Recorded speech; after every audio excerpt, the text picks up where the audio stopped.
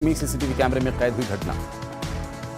देश है हमारा। वीकेंड की सबसे बड़ी बहस, खुदी कब्र खिला कमल। क्या आपको लगता नहीं है कि जितना मोदी को गाली दी जा रही है उतना कमल खिल रहा है? कीचड़ को आप समाप्त नहीं कर सकते, मिलकर के कीचड़ को समाप्त करना पड़ेगा। मतलब सब एक साथ आएंगे तो मोदी हार जाएंगे। यानी मोदी वर्सेस ऑल। राहुल गांधी कहते हैं तू मोदी, तू पिटेगा। ऐसे मार रहे जैसे कुछ फर्क नहीं पड़ता, गोली मार दी अब में चले जा रहे हैं टहलते हुए। हिंदुस्तान में माइनॉरिटी सुपर क्लास सिटीजन था। शरिया सुप्रीम कोर्ट से ऊपर है कि नहीं, बोलो? नहीं है। मुसलमानों के मौलवियों का सैलरी पंडितों को ठेंगा, मुसलमानों के लिए वक्फ बोर्ड मंदिरों को ठेंगा, मुसलमानों को पहला हक हिंदुओं को ठेंगा। आप देख रहे हैं ये देश है हमारा, अमीश देवगन के साथ। नमस्कार व्यूअर्स, मैं हूं अमीश देवगन और आप देख रहे हैं ये देश है हमारा। ये देश है हमारा में इस हफ्ते दो बड़ी खबरों पर चर्चा होगी। एक तरफ पूर्वोत्तर में बीजेपी का सियासी जलवा कायम रहा। कांग्रेस मोदी की कब्र खोदने का सपना देख रही थी, लेकिन पूर्वोत्तर में खुद ही कांग्रेस की सियासी कब्र खुद गई और वहां एक बार फिर कमल खिल गया। लेकिन हैरानी की बात यह है कि हारने के बाद कांग्रेस ने जो मंथन किया उसका निचोड़ यह निकला, यह तो छोटे राज्यों का चुनाव था, इस हार से पार्टी को कोई फर्क ही नहीं पड़ता। लेकिन दूसरी तरफ जीत के बाद प्रधानमंत्री मोदी ने कांग्रेस को आईना दिखाया और कहा, वो कह रहे थे मर जा मोदी, लेकिन इस देश की जनता जनार्दन कह रही है मत जा मोदी। और इसी बीच राहुल गांधी ने लंदन में खड़े होकर भारत की नेगेटिव तस्वीर पेंट करने की एक बड़ी कोशिश की है और कहा है कि भारत में अक़लियतों यानी माइनॉरिटीज को सताया जा रहा है, यानी मुसलमानों को सताया जा रहा है, क्रिश्चियंस को सताया जा रहा है, लोकतंत्र खतरे में पड़ गया है, पेगासस के जरिए मेरी जासूसी हो रही है। लेकिन जिस वक्त राहुल गांधी भारत को कोस रहे थे, ठीक उसी वक्त दिल्ली में मौजूद G20 देशों के दिग्गज नेता प्रधानमंत्री मोदी और भारत की जमकर प्रशंसा भी कर रहे थे। सवाल है कि क्या विदेश में दुष्प्रचार घरेलू पक्ष पर मिली सियासी हार का एक बड़ा नतीजा है? आज जनता जनार्दन के बीच, देश के युवाओं के बीच हर मुद्दे पर होगी वीकेंड की सबसे बड़ी बहस, खुदी कब्र खिला कमल। आज क्या सबसे बड़ा मंथन, सबसे बड़ी चर्चा इसी पर जनता जनार्दन के बीच।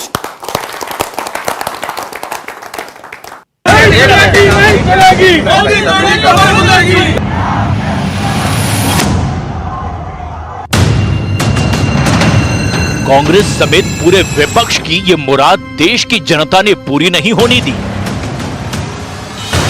मोदी की कब्र खोदने की ख्वाहिश कर रहे हैं। जहां मौका पड़ता है कमल खिलता ही जा रहा है, खिलता ही जा रहा है। पीएम मोदी ने दो टूक कहा कि कुछ लोग उनके मरने की कामना करते हैं, लेकिन देश की जनता का इरादा कुछ और ही है। ये कट्टर लोग कहते हैं मर जा मोदी, वो कहते हैं मर जा मोदी। देश कह रहे हैं मत जा मोदी, मत जा। प्रधानमंत्री मोदी ने अल्पसंख्यक वर्ग को डराने वाले एजेंडे पर भी करारा प्रहार किया। साथियों, हमारे यहां बरसों तक माइनॉरिटीज को भी बीजेपी का डर दिखाया गया, देश विदेश में प्रोपेगेंडा चलाया गया, लेकिन अपप्रचार की इस झूठ की पोल गोवा के लोग खोलते रहे हैं। अब नॉर्थ ईस्ट के लोग भी इस झूठ की पोल खोलने में जुट गए हैं। We've got Muslims in India, we've got Christians in India, we've got different languages in India, right? They're all India. Mr. Narendra Modi says he's not. Mr. Narendra Modi says he's a second class citizen in India. ये action नहीं है बल्कि जुल्म है और ख़ास तौर से मुसलमानों के साथ ये जुल्म किया जा रहा है। अब माफिया के मुतालिक इन्होंने एक जुमला कहा था कि मैं मिटा दूंगा उनको, तो मिटाने की बजाय सरकार का निज़ाम ठीक कीजिए। प्रधानमंत्री मोदी ने कांग्रेस की सोच पर भी सवाल उठाए। कांग्रेस कह रही है और अध्यक्ष उनके कह रहे हैं कि ये तो छोटे राज्य हैं, इनके नतीजे उतना मायने नहीं रखते। जब दिल में ही भारत को जोड़ने की भावना ना हो तो ऐसे बोल निकलते ही हैं। इस बीच राहुल गांधी ने कैम्ब्रिज के अपने भाषण में देश के लोकतंत्र को खतरा बताया। In my view, Narendra Modi is destroying the architecture of India. I think he is imposing an idea on India that India cannot absorb. सम्मान बढ़ा है, जो भारत का मान सम्मान बढ़ा है मोदी जी के नेतृत्व में, वो आज कोई और नहीं, दुनिया भर के बड़े बड़े नेता कह रहे हैं। राहुल जी किसी और की नहीं, कम से कम इटली के प्राइम मिनिस्टर और उनके नेताओं की तो सुन लेते। सवाल है कि अगर मोदी को हरा नहीं पा रहे तो क्या विदेश में देश की बुराई करेंगे। सवाल यह भी कि 2024 में विपक्षी एकता का क्या होगा, क्योंकि पीएम मोदी विपक्ष के बेमेल गठबंधनों की पोल भी खोल चुके हैं।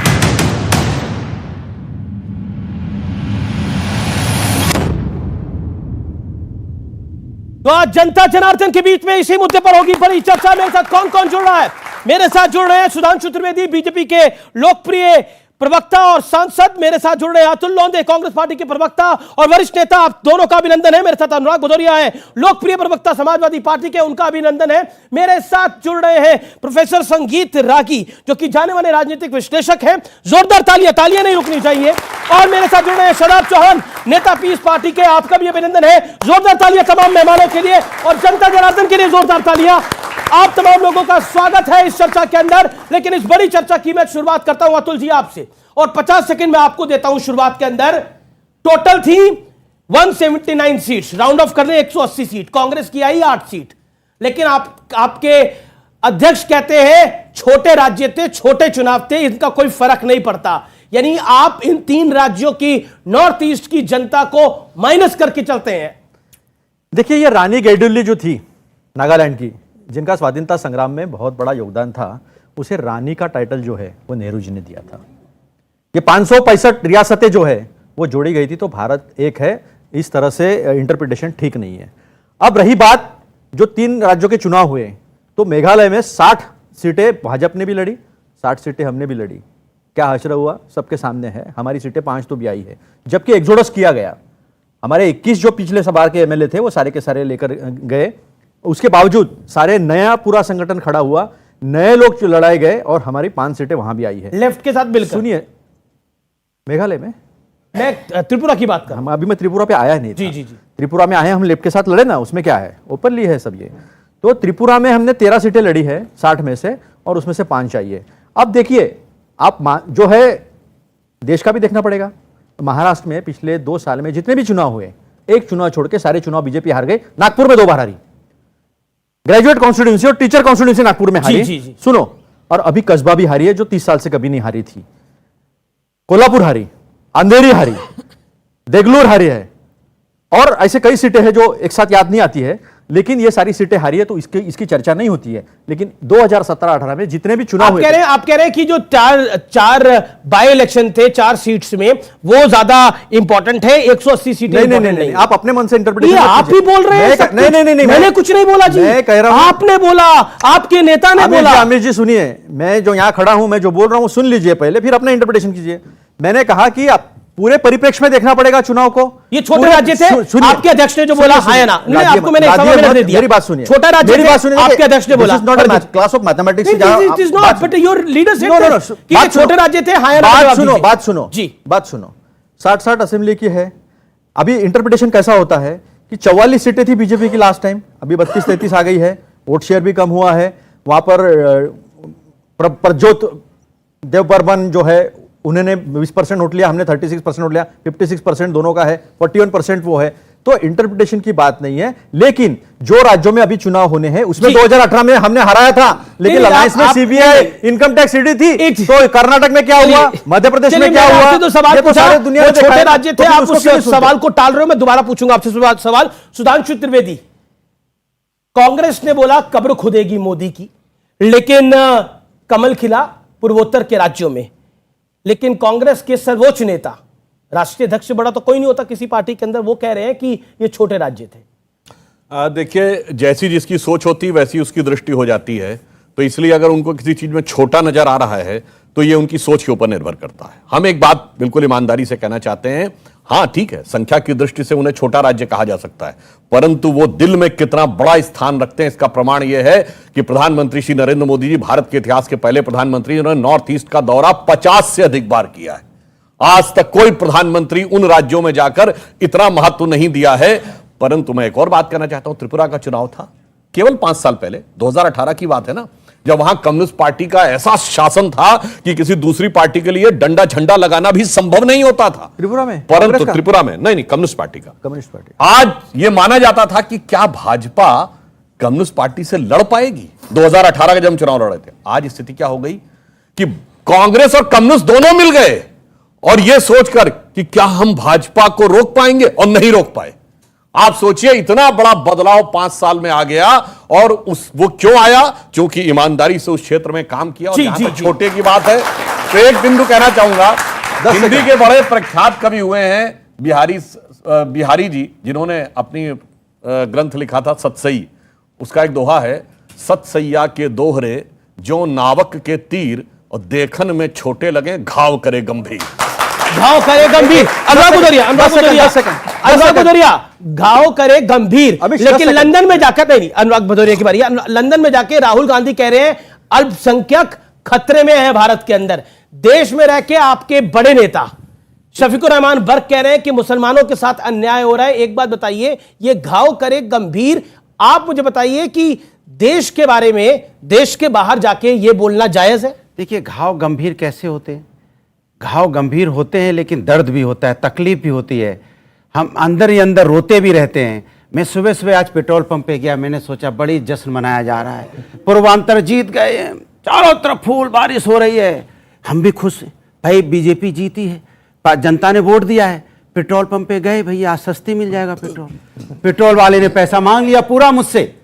किस बात की खुशी मनाया बता दीजिए? फ्री में मिल जाए पेट्रोल? नहीं, मेरी फ्री में क्यों भाई, आप कम से कम सस्ता तो कीजिए। जो आपने महंगाई तो नहीं मांगा ना, मेरी बात, आप सस्ता तो कीजिए, कम से कम ये तो बोल देते हैं कि भैया रोजगार भी बढ़ेगा, पेट्रोल भी सस्ती होगी। सुन लीजिए मेरी बात, मैं अरे बोलने दीजिए, मैं नहीं बोला किसी के बीच में। कमाल है भाई इस देश में, आप सत्ता तो आपको जनता दे रही है, लेकिन आप जनता को क्या दे रहे हो? तकलीफ।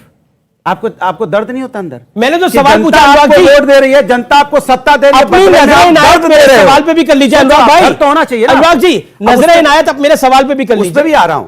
जहां तक आप बर्क साहब की आपने बात बोली, उन्होंने क्या बोला? उन्होंने बोला कि जो आप ये बुलडोजर चलाते हैं, अरे अपराधी सरेआम गोली बारूद चला रहे हैं रोड पे, तो सरेआम बुलडोजर भी चल रहा है उन पर। बोलने तो दो, सरेआम बुलडोजर भी चल रहा है, तो बोलने तो दो ना। सरेआम बम चला रहे हैं, बम गोली चला रहे हैं, ऐसे गोली। और आपने देखा होगा पुलिस वालों को गोली मार दे रहे हैं, और गोली मारते समय देखा होगा आपने उनकी बॉडी लैंग्वेज, ऐसे मार रहे हैं जैसे कोई फर्क नहीं पड़ता, गोली मार दी, अपने चले जा रहे हैं टहलते हुए, माने जैसे कहीं घूम रहे हो। क्या है ये? उत्तर प्रदेश से क्या है भाई? उत्तर प्रदेश से नाम बोलिए बम चलाने वाले का। मेरी बात सुनिए, नाम तो बोलिए, आप जो भी नाम सुन लीजिए मेरी बात। अभी नाम नहीं बोलेंगे। आपने उत्तर प्रदेश में आपने उत्तर प्रदेश, सुन लीजिए बात करने दीजिए, टोकिए मत, जो नहीं एक बार टोकिए मत। आप अपराधियों को सजा दीजिए, अपराधियों को जेल में डालिए, लेकिन अपराधियों को सजा पहले दे दीजिए जिससे हमारे लोग मारे ना। ठीक है, नाम बोलिए, सुनिए किसको कर रहे हैं, चाहे अतीक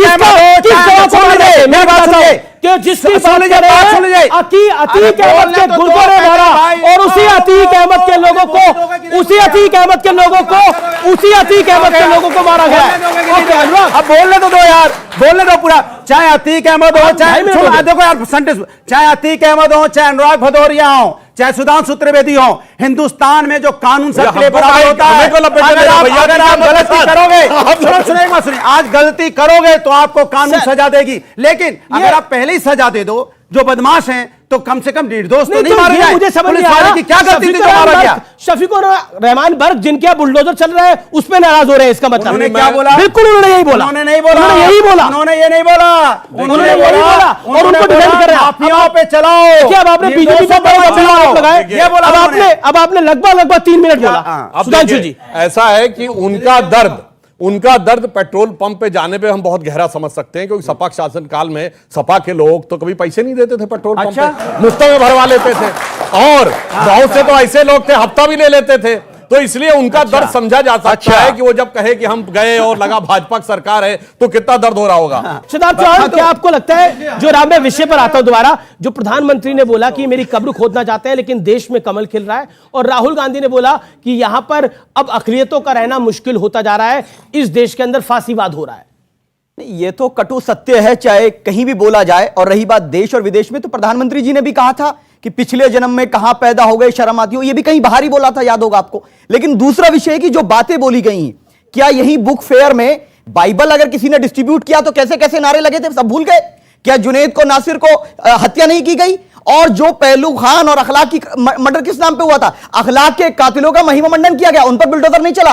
अजय मिश्र टेनी के घर पर बिल्डोजर नहीं चलता है। बिल्डोजर जब चलेगा जिसका पॉलिटिकल गेन होगा। अतीक अहमद पे इसलिए चलेगा क्योंकि बीजेपी कहेगी हमने ये कर दिया। अरे जब माफिया खत्म, 10 सेकंड दीजिए, जब माफिया राज खत्म हो चुका है तो ये रोज नए माफिया कहां से पैदा हो जाते हैं? सवाल मैंने जो सवाल पूछा, जो कब्र खोदने की बात थी और जो राहुल जी ने बोला, उस विषय पर आपका क्या कहना है? मैं 30 सेकंड और देता हूं आज के विषय के ऊपर। ये तो बहुत ही स्पष्ट है। प्रधानमंत्री जी ने कहा कि कमल खिलेगा। मैं तो कह रहा हूं जब तक कीचड़ रहेगी कमल खिलेगा, और हमारा लक्ष्य है कीचड़ हटाओ, कीचड़ हटाओ, स्वच्छता लाओ, और जब स्वच्छता आएगी तो भाजपा जाएगी, लेकिन संविधान करा जाएगा। आपने बोला कीचड़, जब तक कीचड़ रहेगा कमल खिलेगा। प्रोफेसर रागी, अब आपकी बारी है, अब no will be intervene. Professor Ragi, देखिए, चूंकि भारतीय राजनीति में विपक्ष जो है वह कीचड़ बन चुका है, इसीलिए भाजपा का कमल खिल रहा है। तो दूसरी बात, देखिए, राहुल गांधी और प्रधानमंत्री जो मेडिसन स्क्वायर पर या बाहर जाकर के जो बोलते, उसमें बहुत एक गुणात्मक अंतर है। कभी भी भारत के अंदर ये प्रधानमंत्री में नहीं जाकर के कहा कि हमारे यहाँ जातिवाद से ये हो रहा है, वो हो रहा है, एक दूसरे के खिलाफ लोग लड़ रहे हैं। जानते हैं G20 देश की आज भारत अध्यक्षता कर रहा है, और ऐसे में भारत, नहीं, देख लीजिए, सुन लीजिए, बहुत गंभीर बात मैं कह रहा हूं। पश्चिमी देश ह्यूमन राइट्स मामले को लेकर के और माइनॉरिटी राइट्स को लेकर के बहुत सेंसिटिव होते हैं, और नरेंद्र जानबूझ करके इस प्रचार को हवा देने के लिए ही कैम्ब्रिज के अंदर जो वामपंथी इस्लामिस्ट तत्व है वो जानबूझ करके इसको हवा देने के लिए जाकर के कैम्ब्रिज में आयोजन किया गया, और राहुल गांधी वही बात बोलते हैं। दुर्भाग्य है कि जो परसेप्शन राहुल गांधी बनाना चाहते हैं वो भारत की जनता उसको स्वीकार नहीं करती है, और आज के दिन में दुनिया भी स्वीकार नहीं कर रही है। इसलिए आप देख रहे हैं कि यूक्रेन के युद्ध को लेकर पश्चिम के देश, आज बड़े बड़े महारथी पश्चिम के जो राष्ट्राध्यक्ष हैं वो नरेंद्र मोदी से आस लगाए। बिल गेट्स जैसा व्यक्ति कह रहा है कि हमें भारत से उम्मीद की दृष्टि दिख रही है। तो ऐसे में नरेंद्र मोदी, डिपेंड करता है आप क्या कहते हैं। राहुल गांधी के लिए लोगों ने सोशल मीडिया पर एक चलाया, पप्पू हैं, ये सोशल मीडिया ने चलाया, ये चिपक गया उन पर, क्योंकि उनका व्यवहार ऐसा था। नरेंद्र मोदी के खिलाफ आपने बहुत सारी चीजें चलाई, फेंकू हैं, लेकिन जनता उस चीज को, परसेप्शन को एक्सेप्ट करने के लिए तैयार नहीं होती। तो ये बहुत इंपॉर्टेंट बात है कि आप क्या बोलते हैं। जनता क्रेडिबिलिटी आपकी तय करती है। प्रधानमंत्री की क्रेडिबिलिटी, कोई 9 साल रह करके प्रधानमंत्री, देखिए 10 सेकंड में अपनी बात और कर दिया इन्होंने। 10 सेकंड में अपनी और बात कर रहा हूं। राहुल गांधी कहते हैं कि हमारे खिलाफ पेगासस लगाया। अरे राहुल गांधी के खिलाफ पेगासस लगा करके अपना सॉफ्टवेयर का पैसा कौन बर्बाद करेगा? वो तो रोज ही ऐसे बोलते रहते हैं। आपको याद है एक बार हवाई जहाज उनका हवा में थोड़ा तैरने लगा था, उन्होंने कहा हमारे खिलाफ जो है वो शडर करने लगा था थोड़ा सा लैंडिंग के समय। उन्होंने कहा मेरे खिलाफ ये DGCA सिविल एविएशन ने पूरा उसकी छानबीन करा ली, पता लगा कि कुछ भी ऐसा नहीं था। तो ये ऐसी हवा बनाने के लिए ये करते रहते हैं। मुझे नहीं लगता है कि उनको गंभीरता से लेने की आवश्यकता है। ओके, मैं अतुल जी आपके पास आता हूं। एक ये इंपॉर्टेंट विषय है, क्या आपको लगता नहीं है कि कांग्रेस पार्टी को अपने गिरेबान में झांकना चाहिए? ये मैं नहीं बोला, राशिद अल्वी आपके वरिष्ठ नेता है, वो कहते हैं कि हमारे कांग्रेसी जो है, हमारी जो कांग्रेस पार्टी आज के दौर में है, वो मेहनत नहीं करना चाहती। ये आपके नेता ही कह रहे हैं। व्हाट यू हैव टू से टू हिम? पहले तो थोड़ा सा सुधांशु जी के कुछ जवाब दे दूं, फिर रागी जी के भी कुछ जवाब दे दूं। वो जरूरी है। वो नाले से गैस की बात नहीं बताएंगे।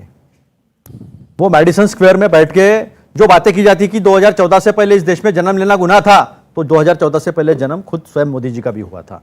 अभी आपने बात की, जो इंसान 4000 किलोमीटर लोगों की नफरत मिटाने के लिए चल के गया, उसके बारे में आप जितना कर लो उतना कम है। उन्होंने क्या कहा कि सेकंड क्लास सिटीजन, मैं बताता हूं, मैं नागपुर से आता हूं। सेकंड क्लास सिटीजन पता है आपको क्या है? ये 90 साल से पहले रखी गई नींव है। ये गोलवलकर गुरुजी ने लिखी किताब है, उसमें कहते हैं कि हां तुम यहां रह सकते हो, लेकिन तुम्हें हमारे सेकंड क्लास। आपको लगता है कि भारत के अंदर जो अकलियतें रह रही हैं वो सेकंड क्लास सिटीजन है, जो राहुल जी ने बोला? एक minute, do you agree to it? नहीं नहीं, सुनो एक मिनट, मुझे बताइए, शराब चुराने के बराबर में खड़े हुए हैं। एक मिनट, मेरी बात पूरी होने दो, मेरी बात पूरी होने दो। ऐसा नहीं कि सिर्फ सुधांशु की बात पूरी होगी। नहीं नहीं नहीं, आपकी बात भी पूरी होगी। सवाल है सर, सवाल है, सवाल है, बात सुनो, सवाल का जवाब दीजिए। बात सुनो। क्या आपको लगता है कि इस देश का मुस्लिम और ईसाई सेकंड ग्रेड सिटीजन है, हाँ या ना? सेकंड ग्रेड सिटीजन बनाने की कोशिश भाजपा कर रही है। कैसे कर रही है? तो देखो, हाँ बताइए, अभी बताइए, जब बाकी भारत में जब बात आती है तो बीफ है, बीफ को लेकर राजनीति की जाती है, लोगों को मारा जाता है। एक मिनट, आप चाहते हैं भारत के अंदर, उत्तर प्रदेश के अंदर, बिहार के अंदर बीफ बिके? नहीं बिके तो फिर, लेकिन फिर मेघालय में क्यों बिके?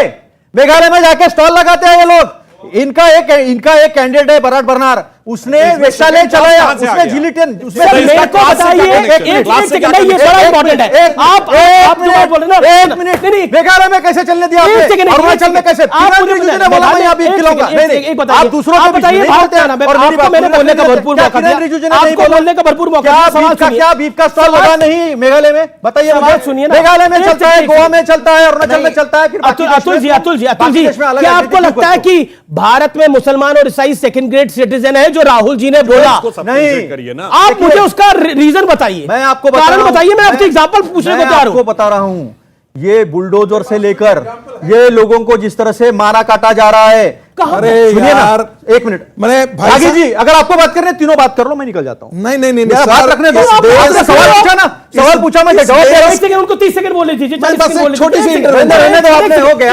इन एग्जांपल देने दीजिए। मैं भी जानूं कि हमारे हिंदुस्तान के अंदर इस देश की अकलियतें कैसे कमजोर हुई हैं और इस देश की अकलियतों को सेकंड ग्रेड सिटीजन है, क्योंकि मेरे पास भी कई सारे एग्जांपल हैं जो मैं इनकी बात सुन लूं फिर मैं बताऊंगा। बताइए, आप प्रूव करिए कि भारत में मुस्लिम और ईसाई सेकंड ग्रेड सिटीजन है। प्रूव इट, बताइए, प्रूव इट टुनाइट। अभी बताइए, आप बताइए सर, आपका टाइम है। हाँ तो सुनिए ना, हाँ बोलिए, इतना आप बोलिए। कितने भाजपा ने मुस्लिमों को टिकट दिया?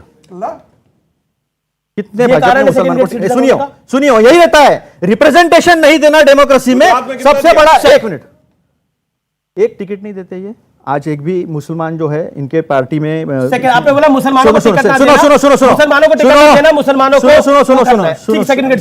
Next point sir. फिर जो मेजॉरिटी वर्सेस माइनॉरिटी, ये सारा पॉलिटिक्स का खेल होता है। जैसा इन्होंने कहा कि धर्म की राजनीति, जो गुनहगार है, चाहे वो अतुल हो या अनुराग हो या शादाब हो, गुनहगार होता है, उसमें भी आप धर्म ढूंढते हो। इस देश के प्रधानमंत्री कपड़े से पहचान लेते लोगों को, कपड़े से पहचान लेते हैं इस देश के प्रधानमंत्री। और सुनो, नहीं, बात सुनो, आपने ये एग्जांपल दिया, तीन एग्जांपल दिए, आप बात सुन रहे, आप बात नहीं सुन रहे, जवाब दो। गोलवलकर की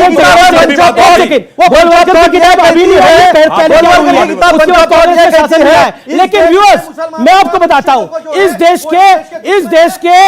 देश के दो केंद्रीय मंत्री हैं। किरण रिजिजू कौन से समुदाय से आते हैं? स्मृति जुबिन ईरानी किस समुदाय से आती है? क्या सिर्फ एक समुदाय की बात होगी? पॉइंट ये है। और आप बोलते हैं नॉर्थ ईस्ट के अंदर अल्पसंख्यक समुदाय है कि नहीं है? वहां पर अगर बीजेपी जीत के आ रही है तो अल्पसंख्यक क्या वहां के समझते नहीं है? गोवा में अगर बीजेपी जीत के आ रही है तो अल्पसंख्यक वहां के समझते नहीं है? सिर्फ अगर इस देश में एक पार्टी चुनाव हार जाएगी, कांग्रेस चुनाव हार जाएगी, तो अकलियतों को नुकसान हो जाएगा।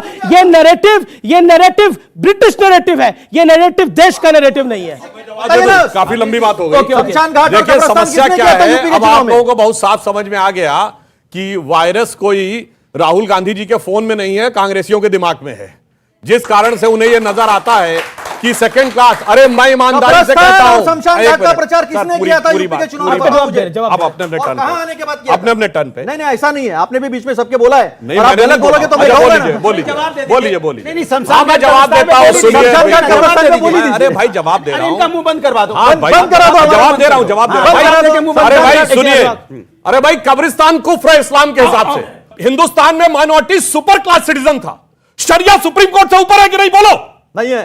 अच्छा ये बताओ, गला सुनिए, में सूख जाए। सुनिए, मुसलमानों को 4 बीबी, हिंदुओं को 1, मुसलमानों के मौलवियों को सैलरी, पंडितों को ठेंगा, मुसलमानों के लिए वक्फ बोर्ड, मंदिरों को ठेंगा, मुसलमानों के लिए शरिया, हिंदुओं के लिए ठेंगा, और इतना ही नहीं, मुसलमानों को पहला हक, हिंदुओं को ठेंगा। और ये बात एक सेकंड डॉक्टर ये बात किसने बोली थी? व्यूअर्स एक सेकंड सवाल लूंगा मैं, सवाल लूंगा। सुनिए, ये डॉक्टर मनमोहन सिंह ने बोला था, नेता ने बोला कि मैं मुसलमानों के लिए इससे ज्यादा क्या कर सकता था, मैंने 16 हिंदू मरवा दिए, गोली चलवा। व्यूअर्स ये देश है हमारा में रुकेंगे एक ब्रेक के लिए, लेकिन ब्रेक के बाद पब्लिक के होंगे सवाल, नेताओं के होंगे जवाब। आप देखते रहिए वीकेंड का सबसे भरोसेमंद और सबसे ज्यादा देखे जाने वाला कार्यक्रम ये देश है हमारा, क्योंकि ब्रेक के बाद कुछ बड़ा होने वाला है ये देश है हमारा में। उनके जो एजेंट थे उनसे मैं क्या बात करूं? अरे भाई कैमरे पे जाके आप बोल रहे हैं, वो तो आज की तारीख में इज्जत है, मुद्दे पे बात करो, मुद्दे पे बात महंगाई करो। और एजेंट थे बीजेपी के, विकास की तरह महंगाई, बोलिए इंग्लैंड में कितनी है विकास की तरह महंगाई, बोलिए इटली में कितनी है विकास की तरह महंगाई।